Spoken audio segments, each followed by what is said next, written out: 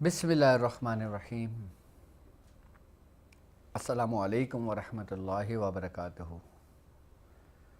मैं अपने तमाम मुअज़्ज़िज़ अपने हम सफ़र साथियों को, अपने पीर भाइयों,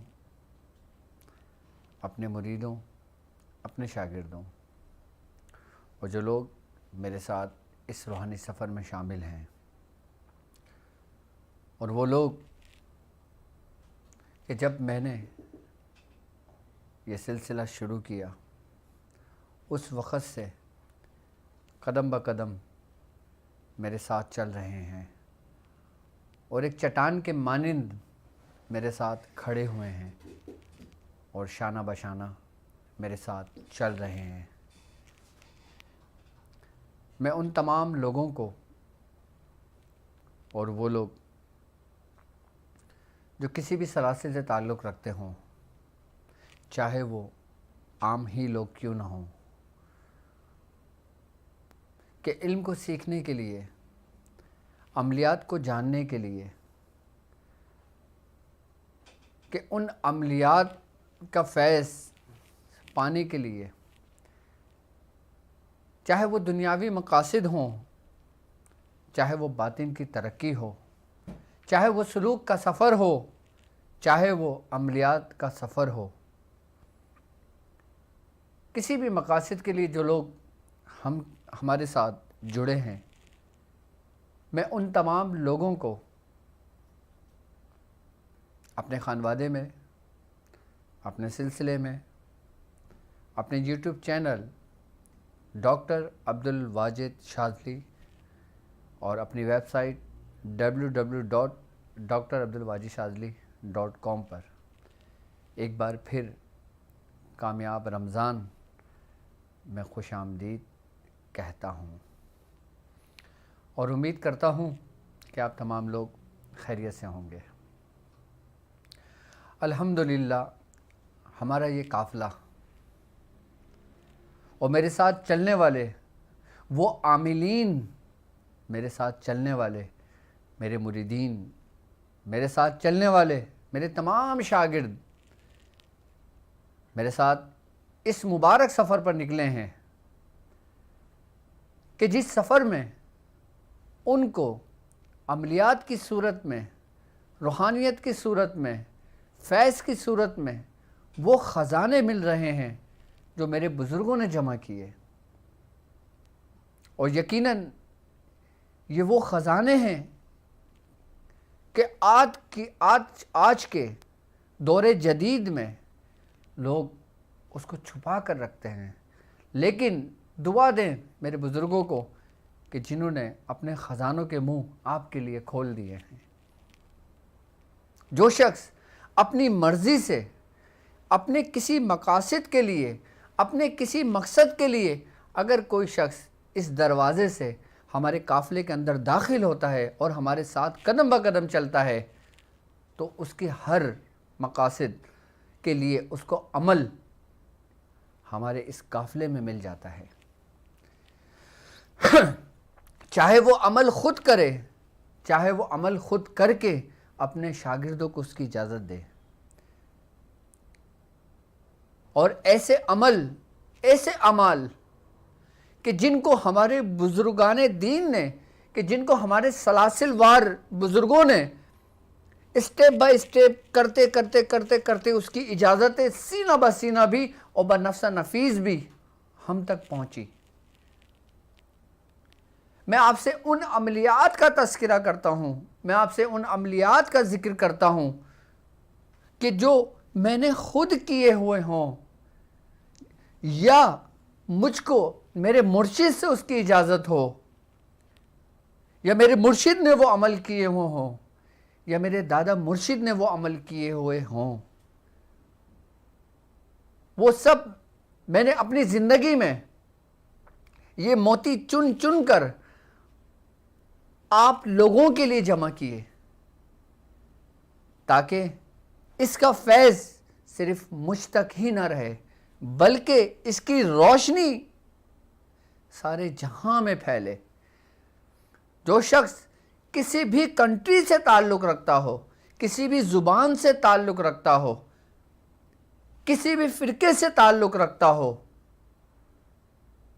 यकीनन ज़रूरत तो सबके दामन के साथ जुड़ी हुई है, परेशानियां तो सबके गलों में बंधी हुई हैं, मुसीबतों ने आप लोगों को अपने घेरों में लिया हुआ है। यकीनन ये वही नेमतें हैं जो हम तक हमारे बुजुर्गों की पहुंची, तो इन्हीं नेमतों को पाकर, इन्हीं अमलियात का इस्तेमाल कर कर, इन्हीं अमाल को आप बयाद शादली की जीनत बनाकर उन तमाम के तमाम वो लश्कर जो घात लगाए बैठे हुए हैं, मुसीबतों के पहाड़ आप लोगों के ऊपर टूटते हैं किसी न किसी सूरत में। ये अमलियात, ये अमाल, ये सबक उन सब को रेजा रेजा कर देता है, चाहे वो मुसीबतें तुम्हारे पहाड़ों के बराबर ही क्यों ना हो। ये ऐसे अमलियात कि जो किताबों की जीनत तो नहीं बनी, मेरे बुजुर्गों की सीनों की जीनत हैं। मैं जो कुछ भी अमलियात आप लोगों को तालीम करता हूं, वो कोई किताबी अमल नहीं, बल्कि वो अमल का फैज़, बल्कि वो अमल की रूहानियत जो मेरे बुजुर्गों के सीनों के रोशनियों की सूरत में फूटकर लोगों में दाखिल हुई, और ऐसी दाखिल हुई कि उनके सीनों को रोशन कर दिया। इन अमलियात की जुस्तजू में, इस अमलियात की कोशिशों में, इस अमलियात को पाए तकमील तक पहुंचाने के लिए मेरे बुजुर्गों ने परहेज किए, मेरे बुजुर्गों ने अपने आप को बंद कर दिए कमरों में, मेरे बुजुर्गों ने अपने आप को खोलियों में बंद कर दिए, सिर्फ इसलिए कि उनका मन रोशन हो और उनकी रोशनी आपके हिस्से में आए।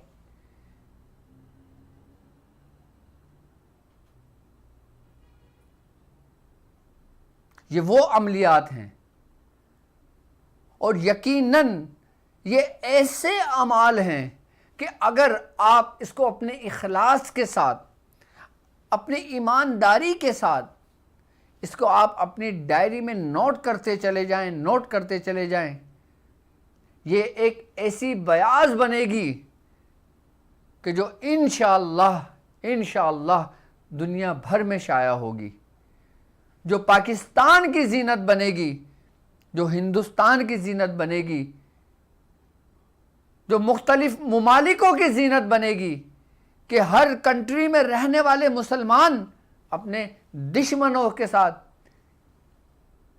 कैसे निमट सकते हैं।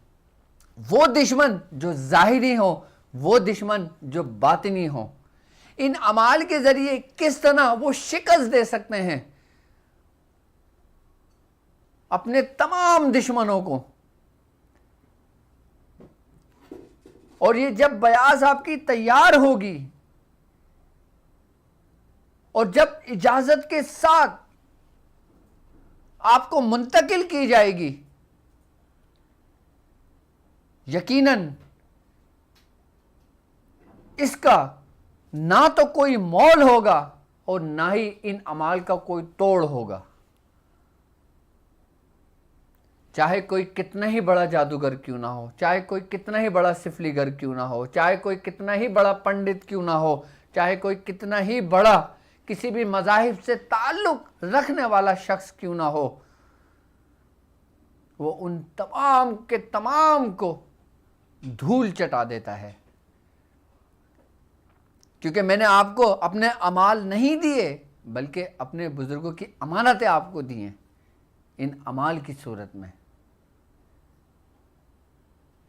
और सिर्फ अल्लाह की रज़ा के लिए मैंने आप लोगों को तालीम की है। और ये सिलसिला शुरू किया उन लोगों के लिए जो मुझसे मायूस होते चले गए थे कि डॉक्टर साहब आपने तो स्पेशल क्लासेस का आगाज़ कर लिया, हम तो ये अफोर्ड ही नहीं कर सकते। मैंने कहा था कि मैं अपने साथ चलने वालों को मायूस हरगिज़ नहीं करूँगा।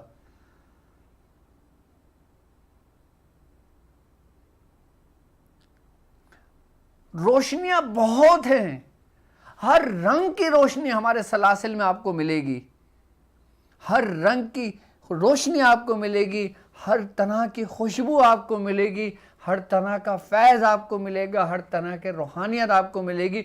और जितने भी हमारे सलासिल के पीराने उज़्ज़ाम हैं, हमारे सलासिल के हमारे पीर भाई हैं, हमारे मुरीदीन हैं, हमारे शागिर्द हैं, इंशाअल्लाह ये सब रोशन चिराग हैं।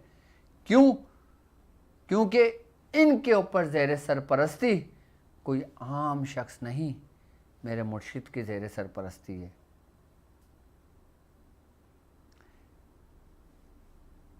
कि जो गिरते हुए को थाम लेता है, जो भटके हुए को राह रास्त पे ले आता है। क्यों? क्योंकि अल्लाह उनसे राज़ी है, अल्लाह के महबूब उनसे राज़ी हैं।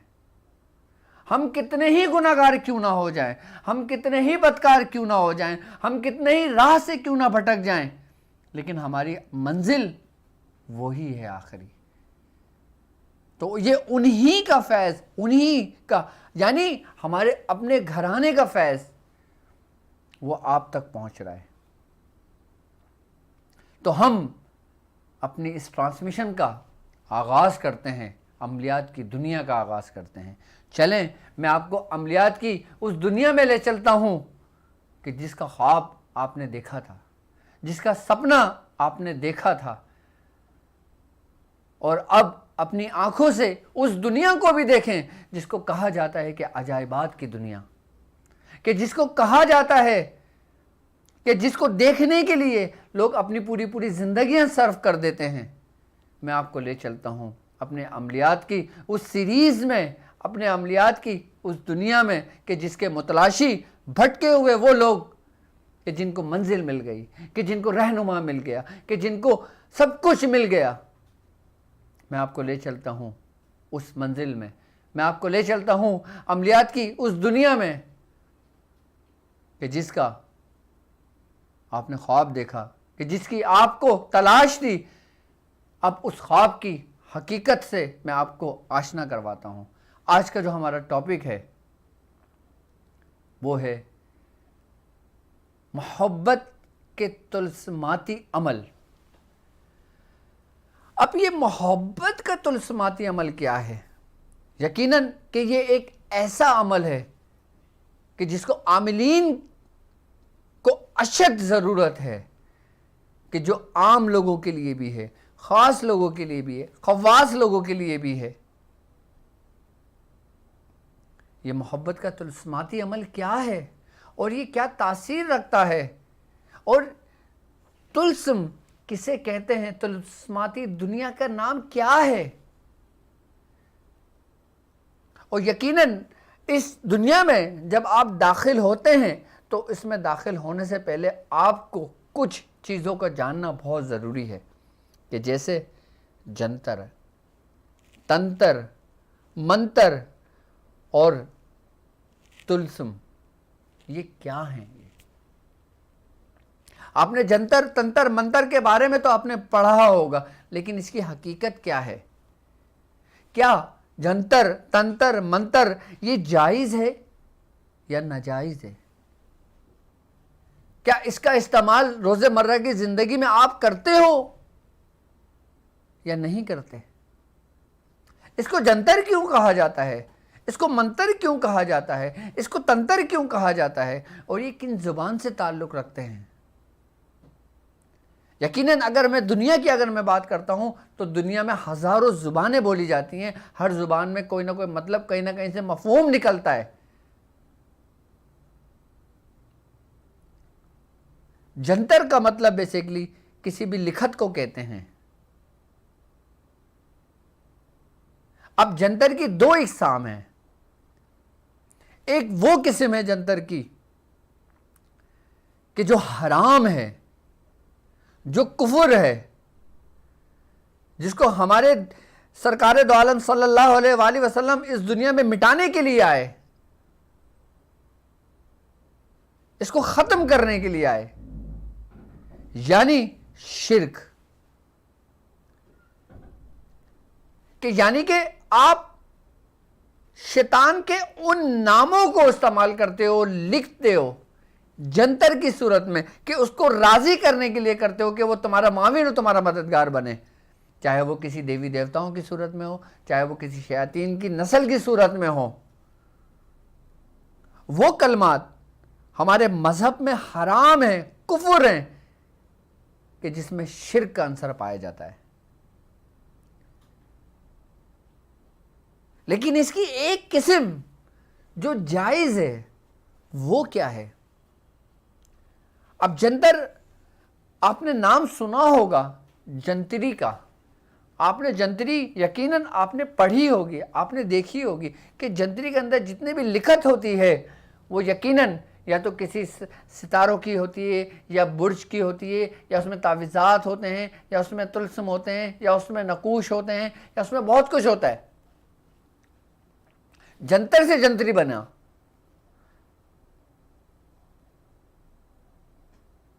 जो हराम है, जो कुफर है, वो शिरके कलमात है। किसी देवी देवताओं से मदद लेना, शैतान से मदद लेना, उसके हामियों को राजी करना। और एक जंतर वो कहलाता है कि जिसके अंदर आप अपने बुजुर्गों से इस्तेमदाद लेते हो, कि जिसमें शिर्क का कोई अंसर नहीं पाया जाता। अपने बुजुर्गों से मदद लेने से मतलब क्या होता है कि उनके वसीले से, उनके वसीले से आप दुआएं करते हो, उनके वसीले देते हो, उनकी दुहाई देते हो, उनके सदके काम करते हो। और अल्लाह तबारक ताला को तुम्हारा वो काम पसंद है कि जब तुम उसके जो मकबूले बारगाह बंदे हो, उनके वसीले से उससे रब से कुछ मांगो।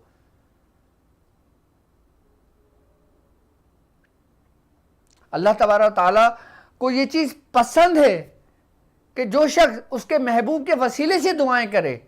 अल्लाह तबारक ताला को ये अदा तुम्हारी पसंद है कि तुम उसके महबूब बंदों के ज़रिए से उससे कुछ मांगो, कि वो तुम्हें मायूस नहीं करता। अब जैसे मुख्तलिफ अमाल आपकी नज़रों से गुजरे होंगे, कि जैसे मिसाल के तौर पे मैं आपको देता हूँ एक बात, कि आपने किसी बुजुर्ग की चौकी सुनी होगी, आपने किसी बुजुर्ग का मुंदरा सुना होगा, आपने किसी बुजुर्ग का डंका सुना होगा, आपने किसी बुजुर्ग का बजर सुना होगा, आपने किसी बुजुर्ग की मोहनी सुनी होगी।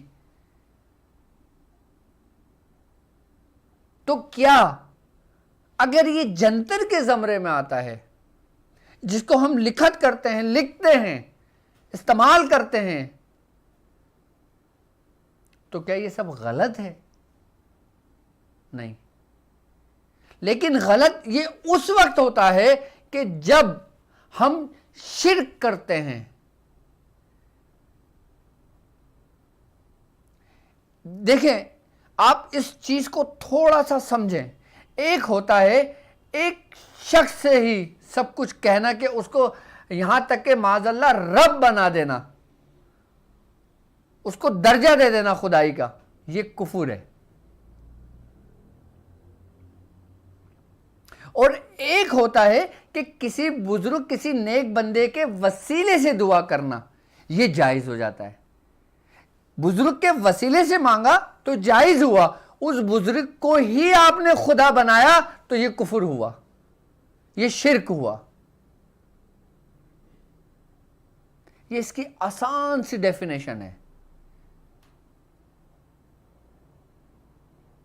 यानी कि हम किसी के वसीले से दुआ करते हैं, हम किसी से अगर इस्तेमदाद लेते हैं, तो हम ये नहीं कहते, हम बल्कि ये कहते हैं कि आप अल्लाह के नेक बंदे हैं, आप मकबूले बारगाह हैं। और अल्लाह तबारक ताला के नेक बंदे मदद करते हैं अपनी हयात में भी और अपनी हयात के बाद भी। जो मकबूल बारगाह हैं।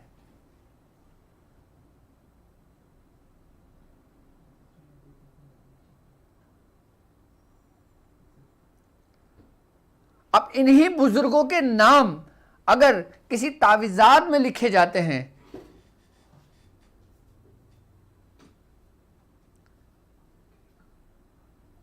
या इनके सदके से कुछ मांगा जाता है या इनके वसीले से कुछ मांगा जाता है या फिर रब को राजी करने के लिए इनका वास्ता दिया जाता है, तो वो जायज है। अब हम आते हैं तंत्र की तरफ। ये तंत्र क्या होता है?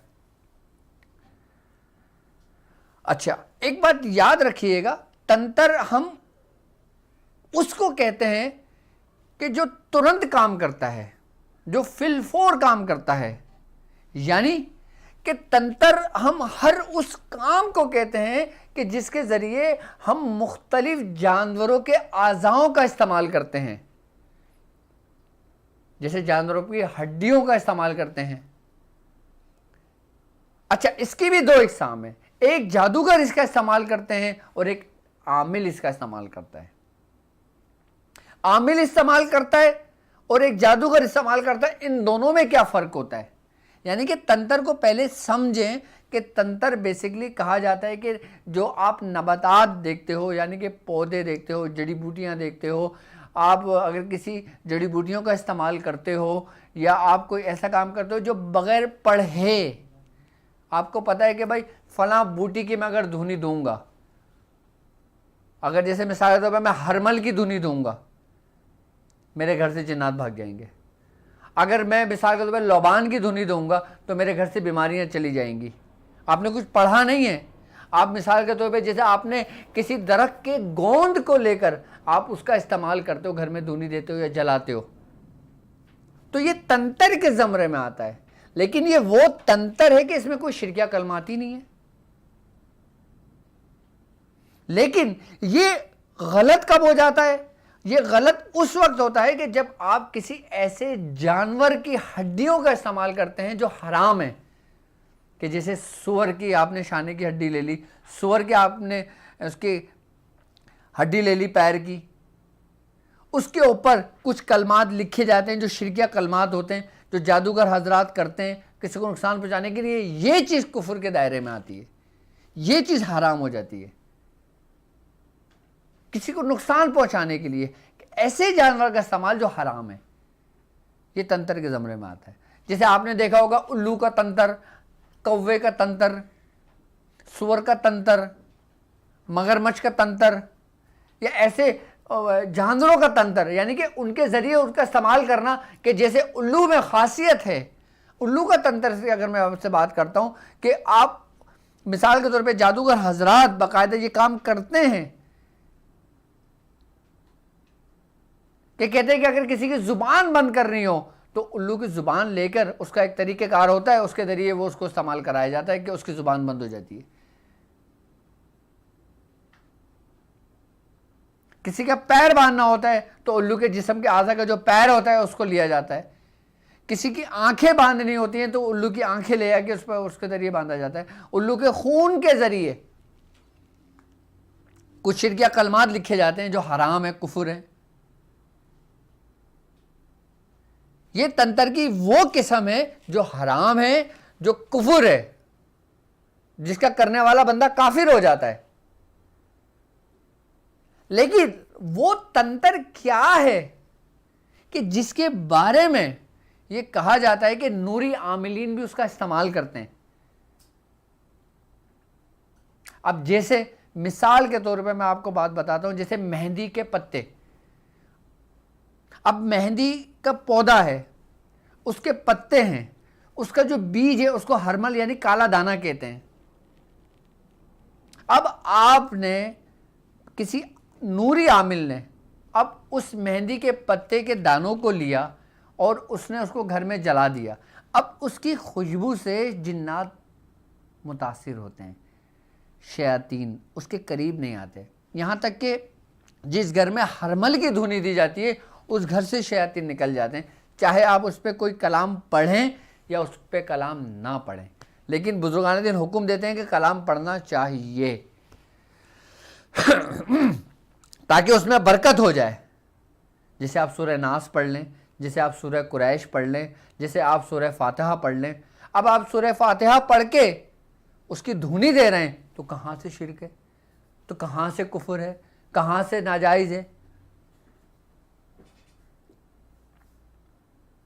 अब इसकी मिसाल सिंपल ऐसे ले लें कि जैसे कुर्बानी का हुक्म दिया गया है हमें, और कुर्बानी में जब ज़िबा करने का हमें हुक्म दिया गया है कि जब हम अल्लाहु अकबर करके जब हम किसी हलाल जानवर को ज़िबा करते हैं तो वह हम मुसलमानों के लिए हलाल होता है। और अगर वही हलाल जानवर हम अल्लाह का नाम लेके नहीं कर उसको ज़िबा करते तो वही जानवर हमारे लिए हराम हो जाता है, जबकि जानवर हलाल था, हमने रब का नाम नहीं लिया, उस पर अल्लाह अकबर नहीं कहा। ये सिंपल सी मिसाल आपको समझाने के लिए दी है आपको। तो तंत्र एक वसी चैप्टर है, इसके अंदर उन जड़ी बूटियों का जिक्र आता है, ऐसी ऐसी जड़ी बूटियां आती हैं कि जो अजाइबात कहा जाता है जिनको, और अमलियात की दुनिया में उनका इस्तेमाल होता है, नूरी दुनिया में होता है, रूहानियत की दुनिया में होता है, और शैतानी दुनिया में भी होता है उसका। लेकिन इसमें ऐसी ऐसी जड़ी बूटियां भी हैं कि जिनका इस्तेमाल करना एक रात में आपको कामयाब कर देता है। क्यों? मुख्तलिफ अमाल के अंदर मुख्तलिफ बखूरों का इस्तेमाल किया जाता है। जैसे मुख्तलिफ किसी अमाल के अंदर गूगल की धुनी दी जाती है, किसी अमाल के अंदर ऊँट की धुनी दी जाती है, किसी अमाल के अंदर हरमल की धुनी दी जाती है, किसी अमाल के अंदर मुश्क की धुनी दी जाती है। क्यों दी जाती है भाई? इसीलिए कि ताकि उसकी खुशबू से उसकी रूहानियत हाजिर होती है, ताकि उसके अंदर अल्लाह तबारक व तआला ने ऐसी तासीर रखी होती है। मुख्तलिफ हर जड़ी बूटी की तासीर है एक, लेकिन उस तासीर को समझना आपके लिए ज़रूरी है। ऐसी भी जड़ी बूटियां हैं कि जिनको तोड़कर अगर घर में जला दिया जाए तो उस जड़ी बूटियों के जलने से इंसान की खाली मौत वाक़ई हो जाती है, यानी कि वो जहर बन जाती हैं जड़ी बूटियां, उसका धुआं जहर बन जाता है। जैसे जहरीली गैस, जहरीली गैस कैसे ईजाद हुआ, कैसे जो इसके बानी थे जिन्होंने इसको जैसे लोगों ने इसको ईजाद किया, वो इन्हीं नबातात से लेकर उसका जूस लेकर उसको इस्तेमाल करके मुख्तलिफ कॉम्बिनेशन बना के भी मुख्तलिफ किस्म की जहरीली गैसें बनाई गई।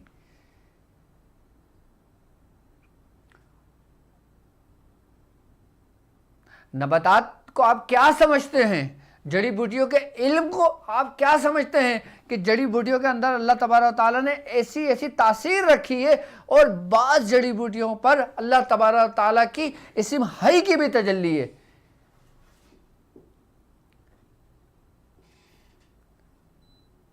कि अगर किसी मरते हुए को जड़ी बूटी खिला दी जाए तो वो उठ के बैठ जाता है, लेकिन उसका जानना आपके लिए ज़रूरी है। अब ऐसी जड़ी बूटियां भी हैं कि जो जिनकी धुनी देने से, जिनको सिर्फ जला लेने से आपके घर के अंदर नेक जिन्नातों का ज़हूर आने लगते हैं, नेक जिन्नात आने लगते हैं, आपके घरों में दाखिल होने लगते हैं, जो आपके माविन और आपके मददगार हो जाते हैं। आपको नहीं पता होता, आप कोई काम नहीं कर रहे होते।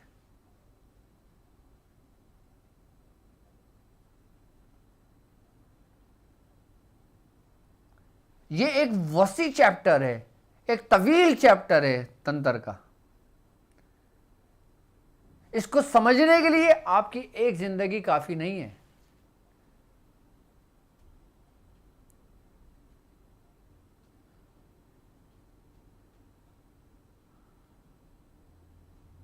क्यों? इसमें बड़े बड़े बुजुर्गों ने अपनी अपनी पूरी पूरी जिंदगियां सर्व की हैं, जंगलों में जो गुजारे हैं ना, जिसको आज के दौर में लोग तांत्रिक कहते हैं। तांत्रिक अपनी जिंदगी का एक बड़ा हिस्सा जंगलों में क्यों गुजारता है? उसको जंगल में गुजारने की क्या जरूरत है? तांत्रिक जो होता है, जो तंत्र का माहिर होता है, वो धातों का भी इस्तेमाल करना जानता है, क्योंकि उसको पता है कि किस धात का किस मखलूक पर ज्यादा असर होता है। कि जैसे चांदी, कि जैसे सोना, जैसे लोहा, पीतल, अल्मुनियम, इन धातों की भी बाकायदा अहमियत है। और बाकायदा तौर पे फरमाते हैं बुजुर्गान दीन कि चांदी शैतान की मौत है, शयातीन की मौत है। चांदी का जला हुआ पानी आप उस पानी को किसी आसेम ज़्यादा शख्स पे उसको खड़ा करके उसको दायरे में गोल बना के पानी लोटे से डाल दो, आप मिट्टी का लोटा इस्तेमाल करो आप, वो उस दायरे से आसिम ज़्यादा बाहर नहीं आएगा, चीख रहा होगा, चिल्ला रहा होगा, सब कुछ कर रहा होगा। और जब वो पूरा आप दायरा बना दोगे उस धात के पानी का, तो आसिफ जल जाता है। एक इल्म धातों का भी है, और जो अमलियात की दुनिया में बहुत ज़रूरी है इसको भी समझना। और इंशाल्लाह मैं अपने साथ चलने वालों को इस इल्म के बारे में भी बताऊंगा कि कौन सी धात का इस्तेमाल कब, कैसे और क्यों किया जाता है। लोग नहीं समझते इनका भी इस्तेमाल, क्योंकि वो सिर्फ आमिल बन गए ना।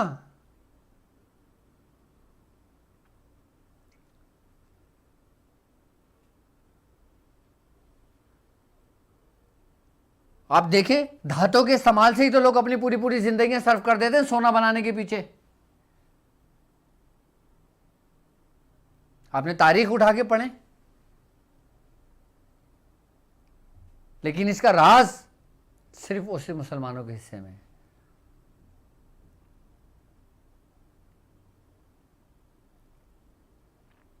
धातों के जरिए आप बाकायदा तौर पर, यहां तक बुजुर्गान दीन फरमाते हैं कि इन धातों के इस्तेमाल से आप ऐसे ऐसों का इलाज कर सकते हो जो नामुमकिन, ला इलाज जिनको करार दिया गया है। अब उसके बाद अगर मैं सुम्मियात का अगर मैं जिक्र करता हूं तो ये एक अलग दर खुलता है, एक अलग पहलू खुलता है। इसका भी इस्तेमाल रूहानियत की दुनिया में, अमलियात की दुनिया में होता है। अब सुम्मियात को कौन समझता है, सुम्मियात किसे कहते हैं? हमने आमिल नहीं बनना, हमने ये तमाम कुछ सीख कर एक इंसान बनना है कि जो ये सब कुछ जानता हो, इसमें कमाल महारत रखता हो। हमने एक का फैज़ अपने सीने में लेके उस पर कनात नहीं कर लेना है, बल्कि उसके अंदर दूसरे को जब्त करना है, उसके अंदर तीसरे को जब्त करना है अपने अंदर। तंत्र के चैप्टर पे अगर तंत्र के ऊपर मैं खाली बात करूं ना, तो वो कुछ इसके अंदर आ जाता है जो इस रोज़ ज़मीन पर मौजूद है किसी न किसी सूरत में। यहां तक कि जो आपके कीड़े मकोड़े होते हैं, जो दरिंदे जानवर होते हैं, जो परिंदे, चरिंद, परिंद, दरिंद, इन तमामों का इस्तेमाल जो होता है ना, वो तंत्र कहलाता है। अभी आप उल्लू और कौवे से बाहर नहीं निकले। हमारे घर के अंदर जो कीड़े मकोड़े होते हैं ना, उनकी भी बड़ी हिकमत है होना, कि वो तुमको होने से, उनके वजूद, उनकी जगह, उन आपके घर में होने से आप कितनी वबाओं से महफूज हो जाते हो, आपको नहीं पता। अगर मैं आपको बताना शुरू कर दूं कि घर में जो चींटियां होती हैं जी, घर में जो चींटे होते हैं, घर में जो छिपकली होती है, घर में जो काकरोच होता है, ये क्यों होते हैं? ये इनका होना आपको कई वबाओं से भी बचाता है। कैसे? इसी तंत्र के जरिए, अगर आप इसका इल्म जानते और समझते हैं तो। खैर, ये एक बहुत वसी चैप्टर हो जाता है। अब हम बात करते हैं मंत्र पे। मंत्र किसे कहते हैं? मंत्र बेसिकली कहते हैं किसी चीज की तकरार करना। और उस तकरार के जरिए आप अपनी मंजिल को पाना। यानी कि मंत्र कहते हैं बार बार दोहराने वाले अल्फाजों को। अच्छा, मंत्र की भी दो इकसाम है, एक वो जो तुम्हें कुफ्र की तरफ ले जाती है, एक वो जो तुम अपने दुनियावी मकासद के लिए इस्तेमाल करते हो। अब मंत्र को थोड़ा सा समझने की जरूरत है। मंत्र में इन्हीं चीजों का इस्तेमाल किया जाता है कि जिनमें शैतानों को मुख्तलिफ नामों से पुकारा जाता है, उनसे मदद तलब की जाती है, वो कोई ना कोई अमल की सूरत में हो।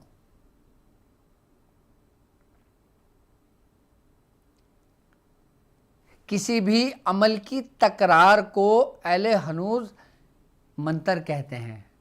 अब जिस तरह मैंने बताया ना, हर जुबान में अलग अलग इसके मायने बनते हैं, हर मायने मफहूम एक ही होता है, लेकिन उसके कहने के अल्फाज अलग अलग होते हैं।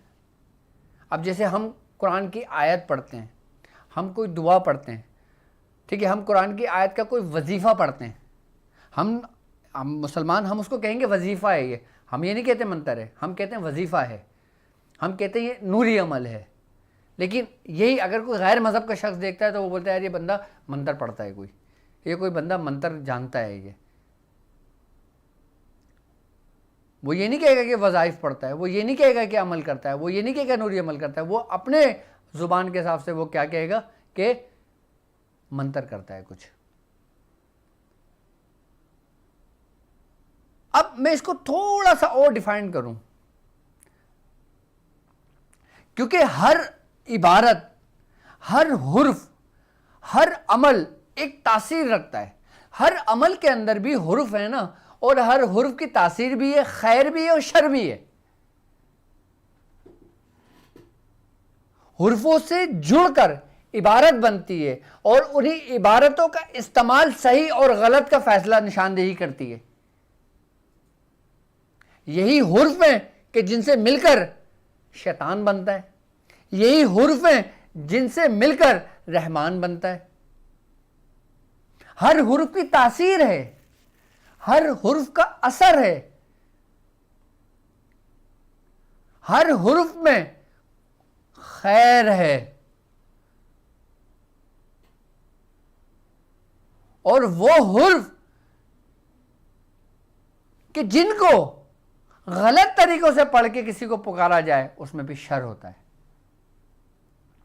अब जैसे हम अल्लाह कहते हैं, अब अल्लाह से मुराद क्या है हमारी, कि वो ज़ात कि जिसके कब्ज़े में पूरी कायनात है, यानी कि अल्लाह तबारक ताला का ज़ाती नाम।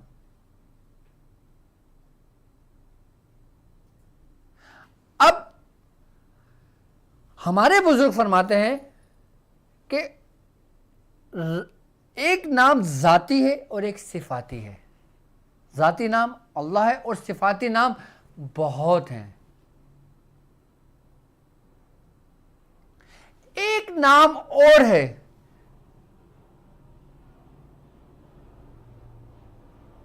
कि जो अपना असर रखता है, अपनी तासीर रखता है, कि जो नाम रब को बहुत पसंद है, कि जिसको रूहानियत की दुनिया में, जिसको अमलियात की दुनिया में कुतुबुल इस्म कहा जाता है। मैं हुजूर फरमाते हैं कि कुतुबुल इस्म, यानी कि अगर मिसाल के तौर पे अगर मैं रब अल्लाह की अगर मैं बात करता हूं, ये इसमें आज़म है, और अगर मैं कुतुबुल इस्म की मैं अगर बात करता हूं तो वो है रब, यानी रब्बना, ए मेरे रब। हदीसों में हमें मिलता है ना कि जो शख्स या रब्बना या रब्बना या रब्बना कह के पुकारता है रब को, तो अल्लाह तबारक ताला उसको जवाब देता है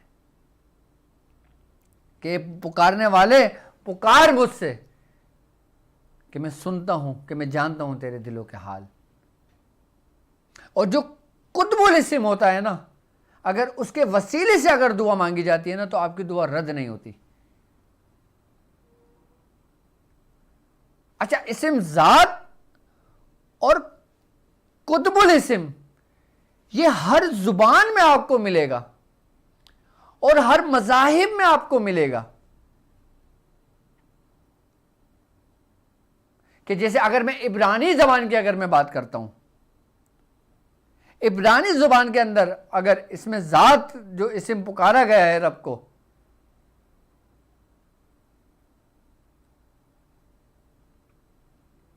वो अहयन से पुकारा गया है, यानी कि अहलिन से भी पुकारा गया है। अब इसी इब्रानी ज़बान का जो कुतुबुल इस्म है वो इस्म बुद्दू है। अब इस्म बुद्दू क्या है? इब्रानी ज़बान का कुतुबुल इस्म है कि जिसकी तफसीर मैं बयान कर चुका हूं, और मैंने तफसील से अपनी वीडियो में इस्म बुद्दू के बारे में बताया। अब मैं अगर सुरयानी ज़ुबान की अगर मैं बात करता हूं, सुरयानी ज़ुबान में जो उस रब की ज़ात को जो पुकारा गया है वो आजिन के नाम से पुकारा गया है। जिन के नाम से पुकारा गया है। और सुरयानी ज़ुबान का जो कुतुबुल इस्म है वो इस्म जलजूत है।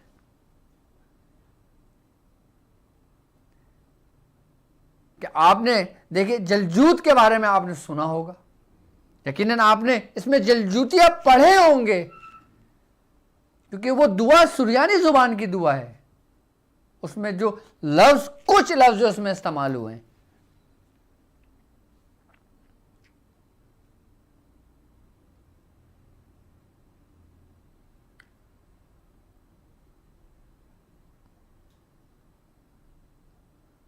अब मैं अगर बात करता हूं अहले हनूत की,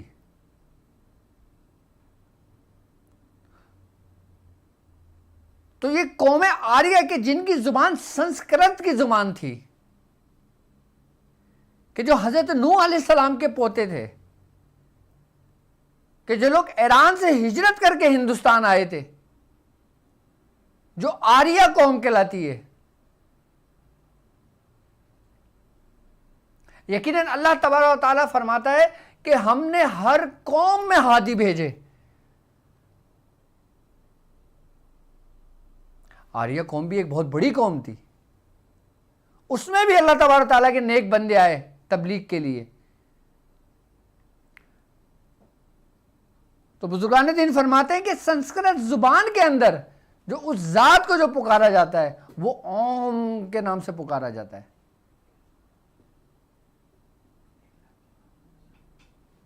लेकिन आज के दौर में लोग ये लफ्ज किस लिए इस्तेमाल करते हैं?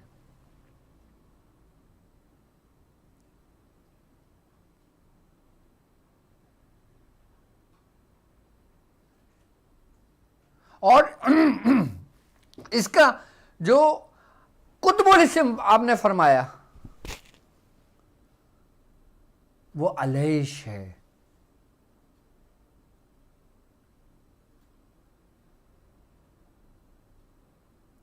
तो हर जुबान में अल्लाह तबारक तआला ने हर कौम में जितने भी हादी भेजे, उन्होंने किसकी शान को बयान किया, किसकी बड़ाई बयान की? अपने रब की। और ये कानून है कुदरत का कि रब को जिस नाम से पुकारा गया वो नाम क़यामत तक और क़यामत के बाद भी कायम व दायम है, क्योंकि वो रब की शान बयान हुई है।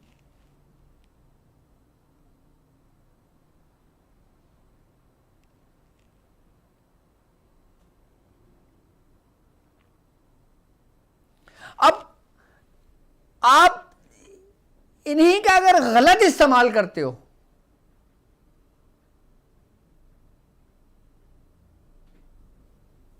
तो आप कुफर के दायरे में चले जाते हो, आप काफिर हो जाते हो, आप मुसलमान नहीं रहते।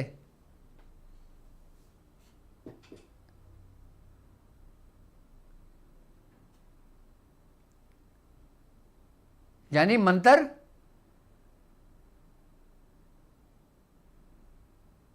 हर जुबान के अंदर जो जिन जिन इबारतों को जोड़कर पढ़ा गया है, उसकी तकरार की गई है।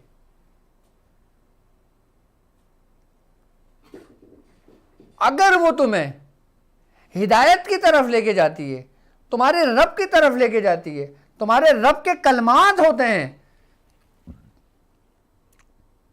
तो तुम सीधे रास्ते पर हो।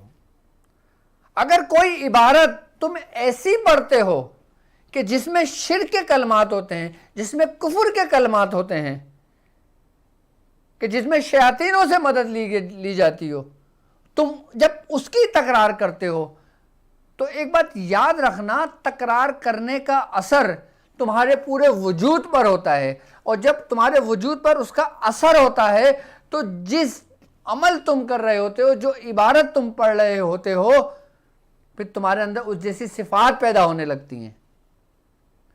अगर तुम रहमान का कलाम पढ़ रहे होते हो, उसकी तकरार कर रहे होते हो, तो तुम्हारे अंदर सिफात का ज़हूर होने लगता है, यानी कि तुम ज़िल हो उस रब की सिफात का। और अगर तुम कुछ ऐसे कलमात पढ़ रहे हो, ऐसी इबारतें पढ़ रहे हो कि जिसको कुफर कहा गया है, कि जिसको गलत कहा गया है, तो फिर तुम्हारे अंदर जो इस्तदराजी कुव्वतें पैदा होंगी, तुम्हारे अंदर जो नेगेटिविटी पैदा होगी, फिर वो तुम्हें शैतान की तरफ ले जाएगी, तुम्हें गुमराह कर देगी।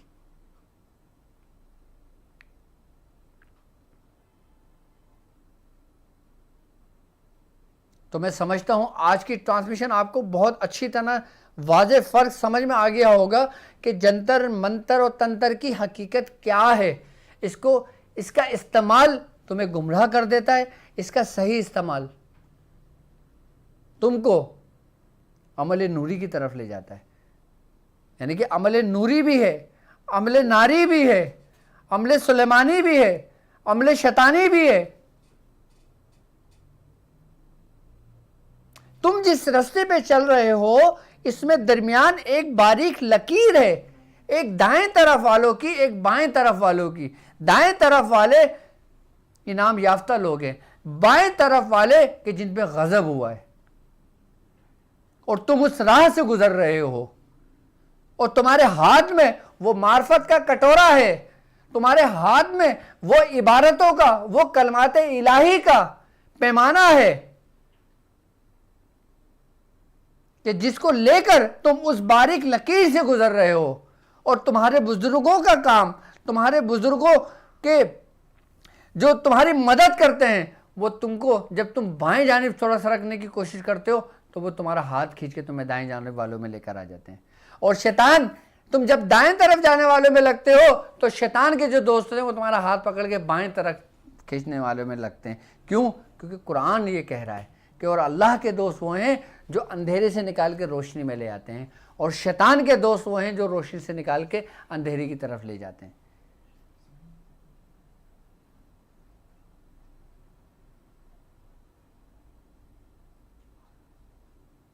तो मैं समझता हूं आज की ट्रांसमिशन आपके बहुत अच्छी तरह और आपके तमाम कॉन्सेप्ट को क्लियर कर दिया होगा, क्योंकि अमलियात की दुनिया में इस्तिलाहात हैं ये, कि इनका समझना बहुत ज़रूरी है आपके लिए, इनके लिए जानना बहुत ज़रूरी है।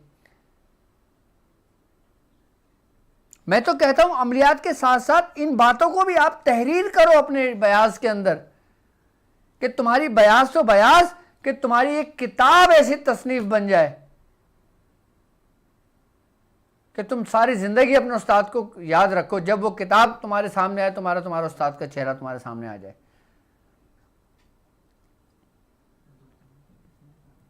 क्योंकि मैं कोई भी अमल बताने से पहले उसकी अहमियत, उसकी हकीकत, उसके लवाजमात, उसका तरीका, सब कुछ आपको इसलिए बताता हूं ताकि आपसे कोई गलती सरदर्द ना हो।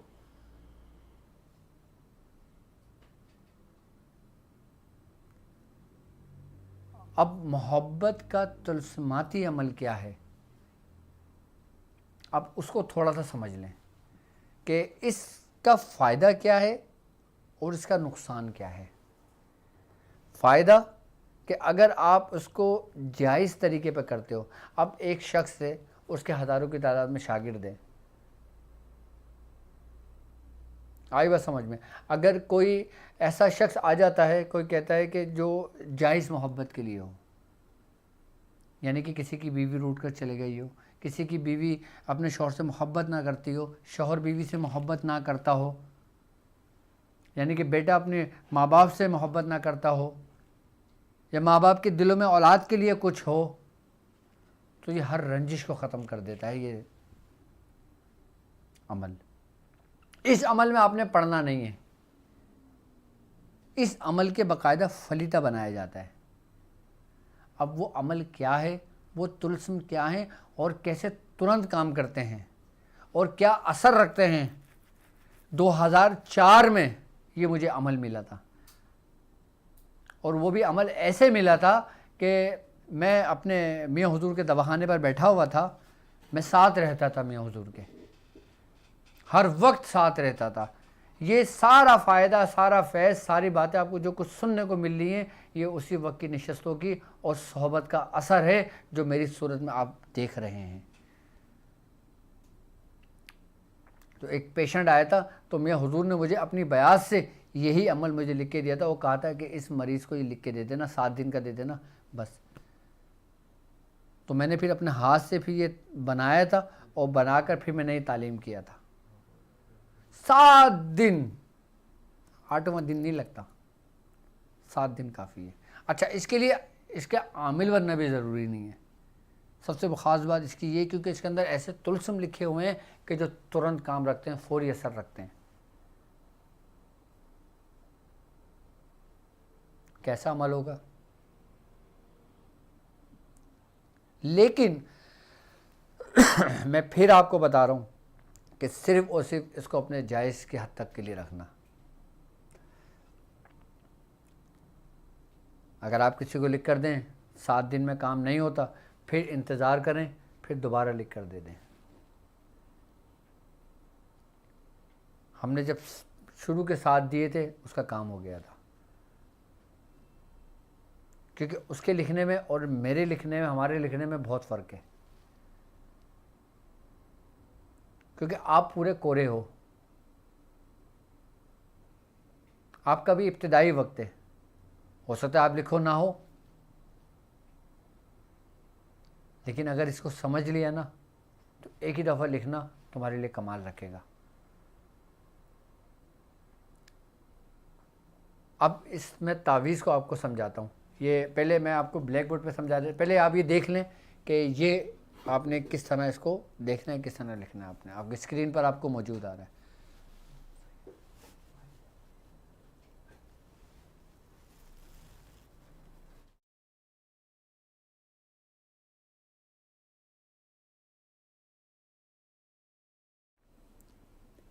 अब ये देखें अमल है, इसमें आपने करना है 1 2 3 4 5 6 7 8 9 10 11 12, ये 12 इसम हैं, ये 12 खाने हैं इसके। अच्छा, इसकी कोई ऐसी तरतीब नहीं है जो मुख्तलिफ नकूश की तरतीब है, कि जैसे 1 का खाना ये है, 2 का खाना ये है, 3 का खाना ये, 4 का खाना ये, इसकी कोई तरतीब नहीं है। इसका तरीक़ेकार सबसे पहला ये कि आपने ये खाने बना लेना है, ठीक है, और उसके बाद आपने स्वाद, लाम और है, ये इसका पहला खाना है, ठीक है। दूसरा खाना है और वाव, ठीक है। तीसरा खाना मीम, सीन, लाम और है। चौथा दाल, जीम, सीन और मीम। पांचवा अलीफ, मीम, वाव। छठा मीम, सीन, लाम और है। फिर मीम, लाम, अलिफ, ऐन और है। फिर आठवां खाना सीन, मीम और ऐन। ये थोड़ा सा नोट कर लें, सीन, मीम और ऐन, ठीक है। अब तोएं, लाम, सीन, तोएं, लाम और सीन, ये है, सीन, लाम और है, यानी कि हलवे वाला है। सीन, लाम और है। अलिफ, सीन, लाम और है। इस तरीके से आपने सबसे पहले ये नाम लिखना है। उसके बाद जब आप पेपर पे लिख लें, फिर आप उस पेपर को ना ऐसे करके टेढ़ा कर लें, उसके बाद आपने ये एरर बनाना है लाजमी। ये एरर बना के पूरी लाइन खींचना। ये तोय हैं, यानी कि आपने तोय से शुरू करना है। जब आप पेपर को टेढ़ा कर लेंगे ना, फिर आप ऐसे तोय लिखेंगे ऐसे, और ये एरर का निशान बना देंगे। फिर आप दोबारा तोय लिखेंगे, फिर आप एरर का बना देंगे, फिर दोबारा तोय लिखेंगे, फिर आप एरर बना देंगे। ये आपने ये बनाया। अब इसमें जो गिनती है वो भी नोट कर लें। 9 1 1 1 7 9 1 मीम अली ज़बर माँ, ठीक है। 1 1 9 1, ये 9 है, 9 1, ठीक है। अच्छा, इसकी PDF भी आपको मिल जाएगी, और आपकी स्क्रीनशॉट पे भी मैंने लगा दिया था वीडियो में, आप उसका भी स्क्रीनशॉट ले सकते हो, वो आपको क्लियर नज़र आ जाएगी। बल्कि डिस्क्रिप्शन में भी इसका लिंक मौजूद होगा। 5 1 8 1 9 1 9 6 4 1 1 7 9 1 1 1 6 9 1, ये तोय है, ठीक है। अब तीसरा तोय, अब इन तीनों तोय की भी अहमियत है, आई बात समझ में। अब जो तीसरा तोय है, इसका जो एरर है यहाँ पे जा रहा है, लेकिन पहले देखें, पहले छोटा है, पहले ये देखें, पहले छोटा है, फिर ये इससे थोड़ा सा बड़ा है, फिर ये इससे बड़ा है, ऐसी तरतीब से बनेगा।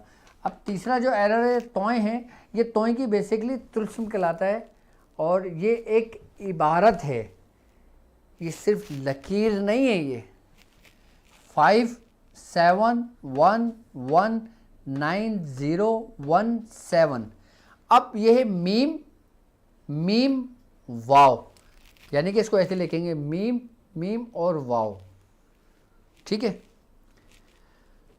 1 1, ठीक है। ये आपने तुलसम बना दी। अच्छा, ये जो अदद बनाए ना, ये अददों की तासीर है इस नक्श के अंदर, इस फलीते के अंदर।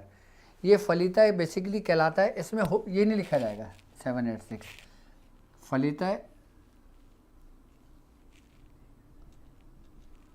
हुब,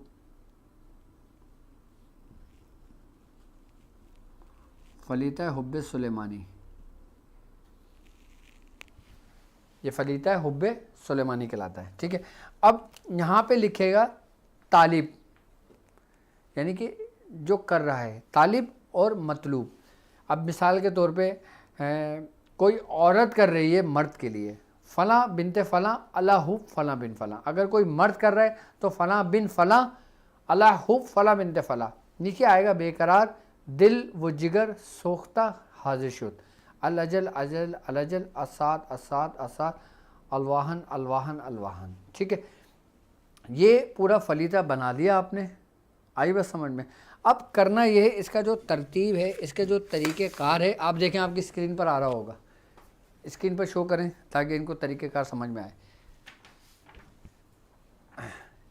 इसका तरीक़ेकार ये है कि इस नक्श को 9 चंदी जुमरात या इतवार या फिर मंगल को लिखकर चमेली के तेल में जलाएं, और चिराग के पास चमेली के कुछ फूल रख दें, और इसको जो आपने जलाना है वो 1 घड़ी 4 पल जलाना है।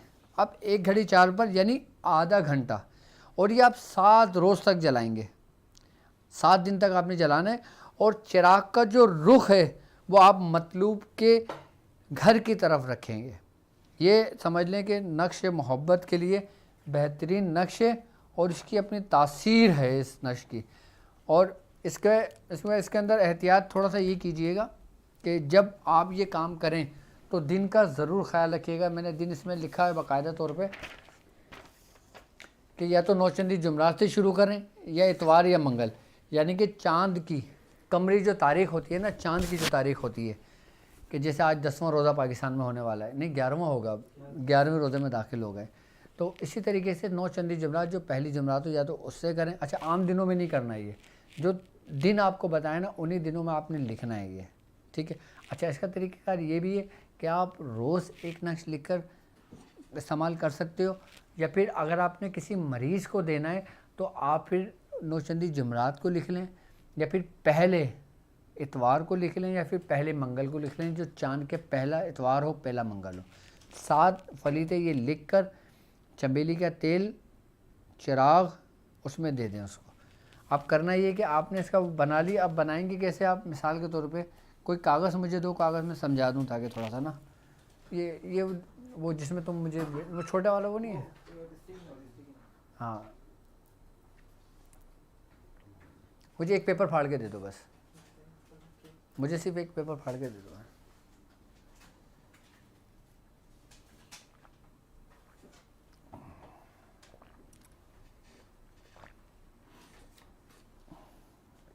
सल्लल्लाहु अलैहि वसल्लम। अब जैसे मिसाल के तौर पे आपने इसके ऊपर पूरा ये लिख लिया, जो ये पूरा नक्श लिखा हुआ है, फलीता लिखा, पूरा फलीता आपने इसको बना लिया। आपने इसको ऐसे फोल्ड करना है, ऐसे फोल्ड कर लें आप इसको, ये फलीता कहलाता है। अच्छा, फलीता सुलेमानी भी ऐसे ही बनता है, ठीक है, ये फलीता हुब्बे सुलेमानी है, ये मोहब्बत के लिए। अब ये फलीता बन गया। इसके बाद आपने कॉटन ली, यानी कि रुई, आपने इसको रुई को पूरा इसके ऊपर लपेट लिया, ये पूरा रुई का लपेट के ना इसकी बत्ती बन गई। आपने चिराग लिया, चिराग के अंदर आपने इसको रखा, ठीक है, और चिराग में चमेली का, अच्छा तेल सिर्फ चमेली ही इस्तेमाल होगा। ये नहीं कि मुझसे कमेंट्स में पूछ रहे हो कि सरसों का ले सकते हैं, गुलाब का ले सकते हैं, फलां का ले सकते हैं, फलां का ले सकते हैं, नहीं, कुछ नहीं ले सकते, सिर्फ चमेली का ले सकते हैं।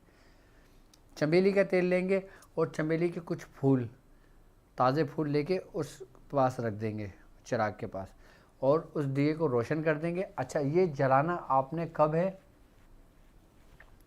शब में, यानी कि रात के वक्त। और कोशिश करें कि जिस किसी मरीज़ को अगर आप दें तो उस मरीज़ को ये कहें कि जिस कमरे के अंदर ये काम करें तो उस कमरे में कोई बच्चा ना हो। उस कमरे में पहले सामान रख कर, अंधेरा कर कर इस चिराग को रोशन कर दे, और उसका रुख, अब वैसे मिसाल के तौर पे आप किसी मतलूब के लिए कर रहे हैं और वो मतलूब रहता है शुमाल की जानिब, तो आप उसका जो रुख होगा ना वो शुमाल की जानिब कर देंगे। अगर आपका कोई मतलूब मगरिब की तरफ रहता हो तो उसका रुख मगरिब की तरफ कर देंगे। उसका रुख मगरिब की तरफ करके आप उस दिए को रोशन करेंगे और वहाँ पे बैठ जाएंगे। और उस दिए, अच्छा पेशेंट को अगर आप दें या ख़ुद भी अगर करें तो उसकी जो लौ है ना, उसमें देख के उसका तसव्वुर बांधना है आपने, जिसके लिए काम कर रहे हैं ना, कुछ पढ़ना नहीं है आपने, आपने सिर्फ उसकी जो लौ होगी ना उसमें उसका तसव्वुर बांधना है। आप यकीन जानो उस लौ में जिसके लिए किया जा रहा होगा ना ये काम, उसका चेहरा बिल्कुल वाज़े ज़ाहिर हो जाता है। ये ऐसा सरी तासीर अमल है ये, कि आपने उस लौ को देखना है और ऐसे देखना है कि आपकी पलक ना झपके। जब पलक झपकने वाली हो आप पलक को बंद कर लें, ठीक है, फिर पानी आपकी आंखों से निकल जाएगा, फिर आप उसको देखना, फिर उसको फोकस करना शुरू कर दें। तसव्वुर में आपके वही हो जिसके लिए किया जा रहा है, जहन में आपके वही हो, हर चीज़ में आपके वही हो। जब वही वो होगा ना तो ये इतना तासीर काम रखता है कि यकीनन कि जैसे जैसे हिद्दत आपके जिस्म के अंदर आएगी होगी ना उस चिराग की हिद्दत, वैसी वैसी हिद्दत जिसके लिए किया जाता है ना उसके अंदर वो हरारत पैदा होने लगती है।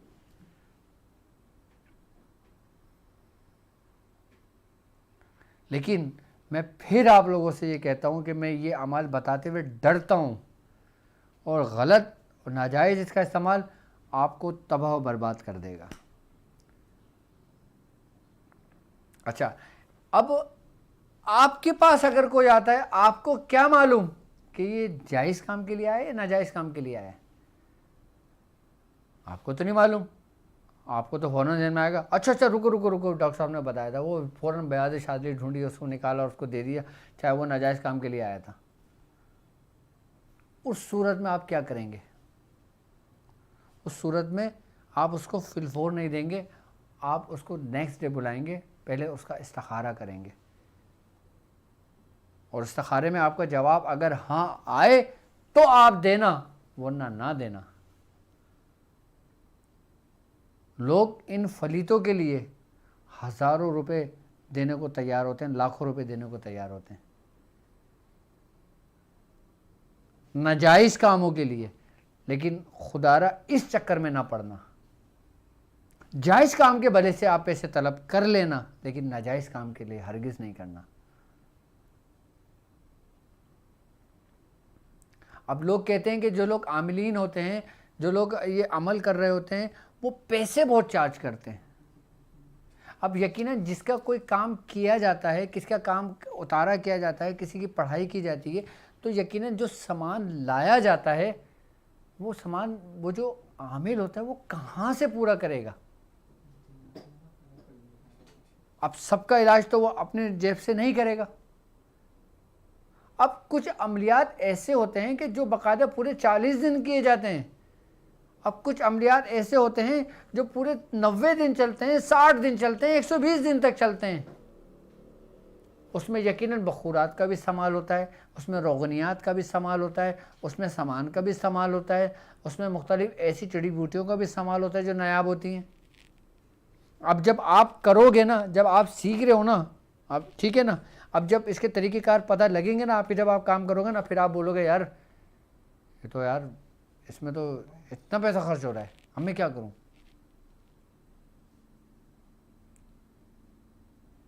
लेकिन इसकी तासीर है कि अगर आपने किसी एक शख्स का काम कर दिया ना, तो वो 10 खुद मरीज लेकर आएगा आपके पास। इस काम में सिर्फ धोखे से बचना।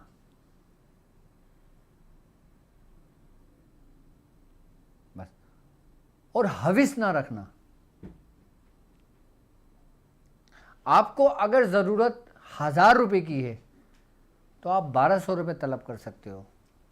अगर आपको ज़रूरत 1000 रुपये की है, आप तलब 1 लाख रुपये कर रहे हो, क्योंकि आप ये फ़न जानते हो, आप ये इल्म जानते हो, आप ये समझते हो। सामने वाला मजबूर, परेशान, लाचार, वो बेचारा क्या करेगा? तो इन चीज़ों का भी थोड़ा सा ख्याल रखना। आप सब कुछ करना, लेकिन जायज़ तरीके से, जो जैसा हमारे बुज़ुर्गों ने किया।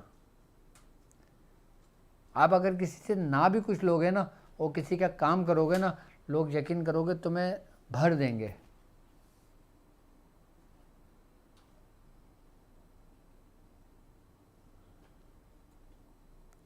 क्योंकि लोगों को अपने काम से मतलब होता है। ज़रूरी नहीं कि हुक्म का काम हो, किसी को उतारे का भी है, किसी की परेशानी का भी है, किसी के जादू का भी है, किसी के जिन्नात का भी है, किसी के दुश्मन का भी है। मैं आपको तमाम तरीक़ेकार समझा रहा हूँ, तमाम चीज़ें मैं आपको बता रहा हूँ, तमाम कुछ मैं आपको लिखवा रहा हूँ। यार कौन सा शख्स तुम्हें सब कुछ बता रहा है? कौन तुम्हें लिख के दे रहा है? कौन तुम्हें तरीके समझा रहा है? कौन तुम्हें तैयार कर रहा है? लोग तो हम पर भी उंगलियां उठाते हैं कि हम पैसे चार्ज करते हैं, हम पैसे लेते हैं, हम सब कुछ करते हैं।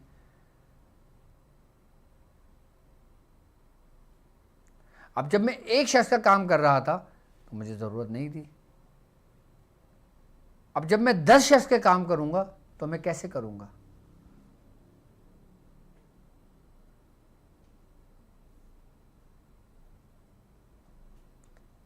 अब मैं आपका इलाज से ज़्यादा मैं आप लोगों को कोशिश करके वो कुछ बता रहा हूं कि आप किसी एक अमल को भी पकड़ लोगे ना, आप लिखो, पूरी बयात भरो, चाहे उसमें हज़ारों अमल मेरे बताए हुए लिखे हैं उसमें हो, लेकिन एक अमल को भी पढ़ के आप करोगे ना, तो आप अपने तमाम मकासद को पालोगे। मैं तो आपको तरीका समझा रहा हूं कि आप अपना इलाज खुद करो, क्योंकि मैं इतने लोगों का इलाज नहीं कर सकता ना। अब मेरा तरीक़ेकार ये होता है, अब मिसाल के तौर पे, अब मैं सिर्फ एक वक्त के अंदर एक दिन में 10 लोगों का इलाज कर सकता हूँ, तो 100 लोग मेरे पास पेंडिंग में पड़े हुए, तो मैं 100 लोगों का क्यों करूँगा भाई? मैं क्यों उनका आसरे पे रखूँगा? मैं पहले 10 का पूरा करूँगा, कि जब 10 का पूरा हो जाएगा, फिर जब जगह को खाली होगी तो फिर मैं आगे पीछे से लूँगा ना किसी को।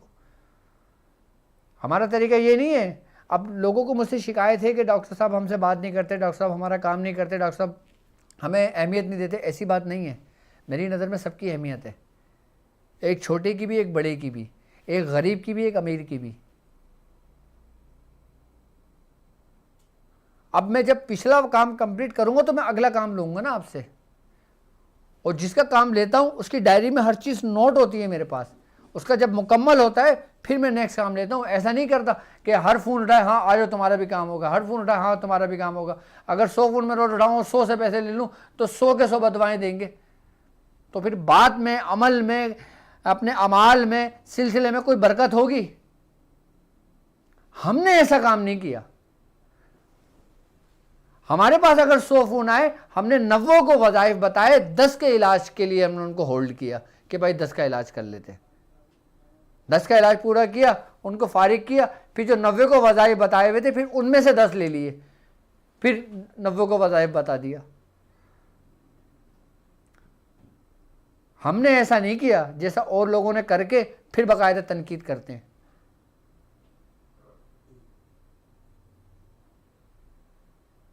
और यही तरीका मियाँ हुजूर का भी है, यही तरीका हमारे साथ चलने वालों का भी है। अब मैं चाहूं हर मरीज का फ़ोन उठा के मरीज को लेना शुरू कर दूं, और हर मरीज तो किसको देख रहा है? मुझे देख रहा है ना, भरोसा कर रहा है ना, सिलसिले पे भरोसा कर रहा है ना, ख़ानदान पे भरोसा कर रहा है ना। अब जब उसका भरोसा टूटेगा तो वो बिखरेगा नहीं, फिर वो उसका एतबार, उसका यकीन, उसका भरोसा रहेगा। वो लोग क्या कहेंगे, क्या ये सिलसिले की तालीमात थी कि रकम लेके फ़ोन नहीं उठाते? अब हमारा तरीक़ेकार क्या है, हम बाकायदा बता देते हैं। अब पेशेंट पोर्टल आपके लिए क्यों बनाया है मैंने? पेशेंट पोर्टल मरीजों के लिए तो बनाए, मेरे शागिर्दों के लिए तो बनाए कि तमाम लोग मेरे पास होल्ड में रहें, कि सबका डेटा मेरे पास मौजूद रहे कि किसके साथ क्या क्या मसाइल हैं, कि जिसको मैं देखूं मैं समझूं कि हाँ यार ये ज़रूरी है मेरे लिए करना, मैं उसको अपनी डायरी में नोट करके उसका काम करके उसको फारिग करके भी दूसरे को लाऊं आगे। और पेशेंट पोर्टल इस अंदाज से बनाया है कि आपका जितने दिन का इलाज होगा हमारा सिस्टम आपको खुद रिमाइंडर कराएगा, आपको पूछने की जरूरत नहीं पड़ेगी कि डॉक्टर साहब मेरा काम चल रहा है या नहीं चल रहा।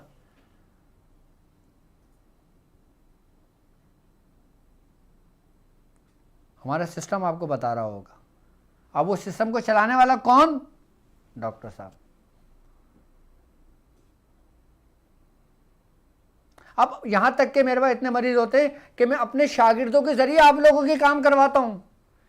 अब 10 काम मैंने ले लिए, फिर मेरे जो 10 शागिर्द तैयार हुए, मैं बोलता हूँ यार इसका भी काम भी लगाओ, इनका भी काम लगाओ, ये तरीका है, ये सब कुछ है, करो।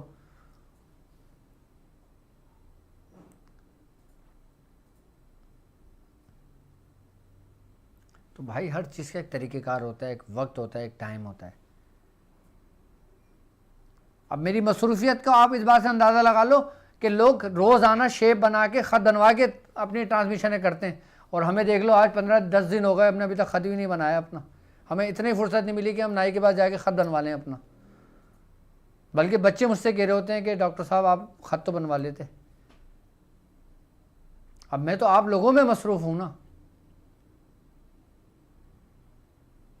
खैर अब तो सिलसिला तो बहुत तेज़ी से आगे की तरफ बढ़ रहा है। अब मैं कुछ कॉलें ले लूँ। जी अस्सलाम वालेकुम।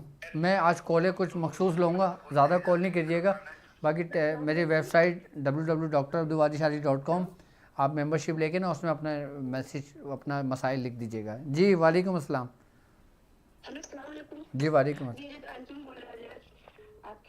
स्टूडेंट हिकमत की सूरह कुरान की लश्कर हजरत आपने पलीता सुलेमानी इस्तेमाल करने के लिए बताए थे हजरत, तो आज 10 दिन हो गए हैं, 11वां दिन इस्तेमाल करना हजरत, उससे तो फायदा हुआ है, मेरे हाथ फटना बंद हो गए हैं और हाथ का जो जलन था वो कम बेसी हो गया, मगर आज फिर बढ़ गया हजरत।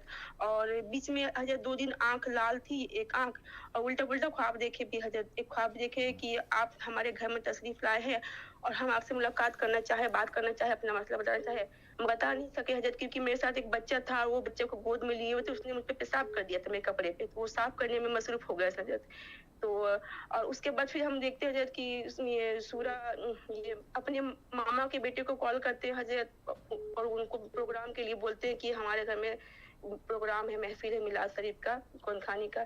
तो वो पूछते हैं कि अभी मैं जमात के साथ खड़ा हूँ और जमात के साथ खड़ा हूँ, और वो हमसे पूछते हैं कि जो हजरत फातिमा रज़ी अल्लाह अन्हा से जो अमल आई है सूरह मुजम्मिल की वो कितनी बार पढ़ना है, तो मैं उसको बताती हूँ 73 बार पढ़ना है। फिर मैं अपनी डायरी जो आप जो बताते हैं ब्याज, उस डायरी में देख के फिर से बताती हूँ कि 73 बार पढ़ना है। तो हज़रत क्या मतलब हज़रत, और हज़रत आज पलीता सुलेमानी जला रहे थे हज़रत, तो ये जब जिस्म पे मल रहे थे तो मेरे दरवाजे में ढप से आवाज़ किया हज़रत, बाहर के दरवाजे में। ठीक हेलो? है, ठीक है, ठीक है, ठीक है मेरी बहन, ठीक है। आप फ़लीदा और सुलेमानी हज़रत कंटिन्यू रखें। बाकी आपके साथ जो मसाइल हैं, आपके साथ जो मसला है, कोई आप ही का कोई है शख्स जो आपको नुकसान पहुंचाने की मुस्तकिल कोशिश कर रहा है। लेकिन आप फ़लीदा सुलेमानी कंटिन्यू रखें और एक काम ये करें, ठीक है।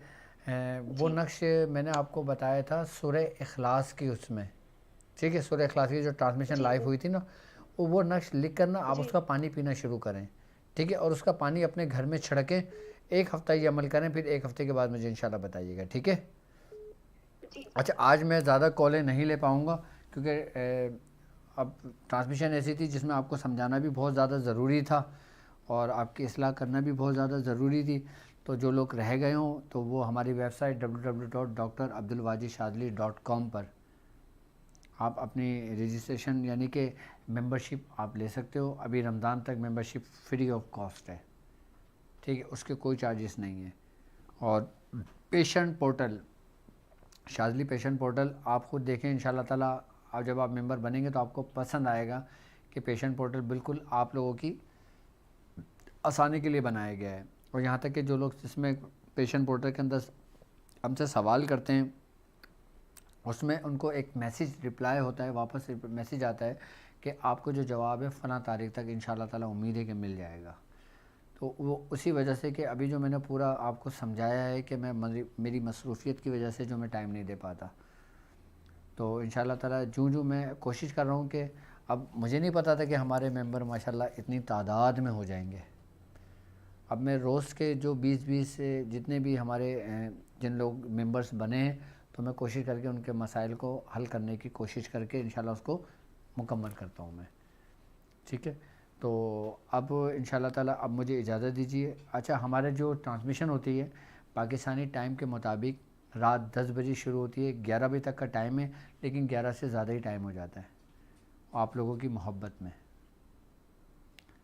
तो जो पाकिस्तानी टाइम रात 10 बजे से 11 बजे तक हमारी ट्रांसमिशन होती है, तो आप तमाम लोगों पर ये फ़र्ज़ बनता है कि आप इसको दूसरे लोगों तक पहुँचाएँ, इसको शेयर करें ज़्यादा से ज़्यादा अपने तमाम ग्रुपों में, अपने अहबाब में, दोस्तों में, हर जगह। जितने लोग जुड़ते चले जाएंगे एक काफ़िला और बढ़ता चला जाएगा। नेकी का एक और कदम मेरे साथ आपका। तो अब मुझे इजाज़त दीजिए इस बात पे कि आप अपना बहुत ख़याल रखेंगे। अस्सलामु अलैकुम व रहमतुल्लाहि व बरकातुहू।